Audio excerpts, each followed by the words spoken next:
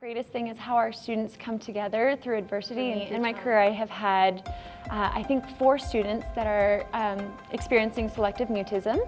And as a 6th grader, I had a student that came in and refused to make eye contact, to make any sound, and really found her voice in choir. I thought that was really an incredible place for her because she wouldn't speak to others, but she would sing.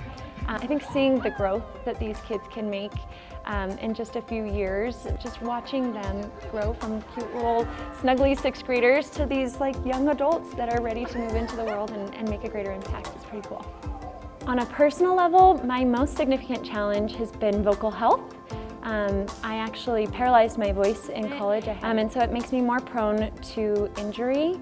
And unfortunately, I developed pretty significant vocal nodules that I had to have removed surgically this year, which meant that I was out of singing for 3 months. And so I had to completely change the way that I teach.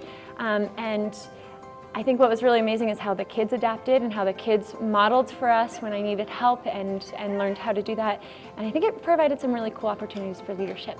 I think one of the most unique things that we do here is that we don't focus so much on the performances. We really focus on our community and on our team, and we call it our choir family. Really, what is your role in this larger community, both within our large choirs, but then also within our school, our community, our state, our world. And there are a few ways that we do that. We are constantly celebrating each other. One thing that we do is throughout the week, students will write on our celebrations wall. Another thing that we do is a weekly MVP, where the students vote for one student that they feel like really has embodied our choir values. And one thing that I found is that when we take the focus off of the performance comes. Because kids who are willing to talk to each other and kids who feel safe in this space, kids who are willing to share their lives with each other are much more willing to make more beautiful music together. I think the community portion of our choir is the most measurable impact that we have on our students in this program. I think teaching kids how to speak to each other kindly and how to give feedback that is meaningful and relevant. I always say that, maybe I'll have 1 or 2 kids that become professional musicians, but most of them will be consumers of music, and so making sure that they're doing that in an ethical and meaningful way. The most important thing is that they come out of here knowing how to be a little bit kinder and a little bit more sensitive to the world around them. That's the greatest impact.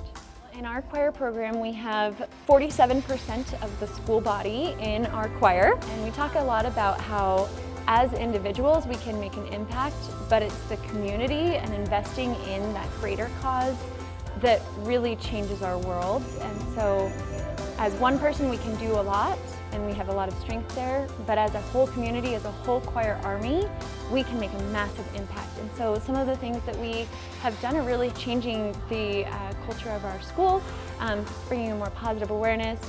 Every year we have a service project that we do as a choir. One of the ways that I advocate for higher music education in our schools across Colorado is through the Colorado Middle All-State Choir Board.